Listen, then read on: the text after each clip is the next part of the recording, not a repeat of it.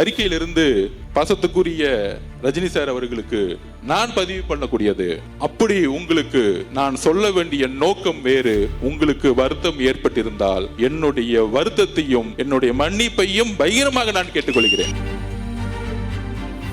இன்றைக்கு ரஜினி சார் கிட்ட ஒரு அறிக்கை வந்துச்சு. ரஜினி சாருக்கு எல்லா உண்மைகளும் தெரிஞ்சிருக்கலாம். ஆனால் இந்த விவாதங்கள் இதெல்லாம் பார்த்து அவரு தன்னுடைய மனசுல தப்பா நினைக்கிறதுக்கான வாய்ப்பு இருக்குன்னு அவர் அறிக்கையை பார்த்து தெரிஞ்சுக்கிட்டேன்.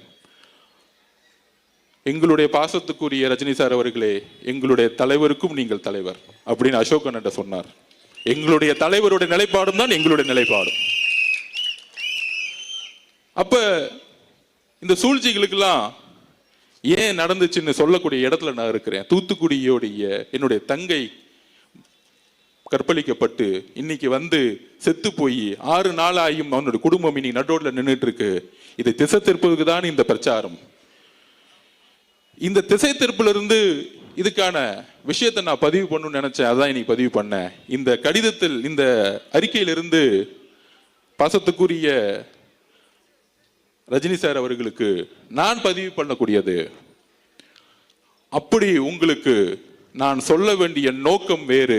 உங்களுக்கு வருத்தம் ஏற்பட்டிருந்தால் என்னுடைய வருத்தத்தையும் என்னுடைய மன்னிப்பையும் பகிரமாக நான் கேட்டுக்கொள்கிறேன்.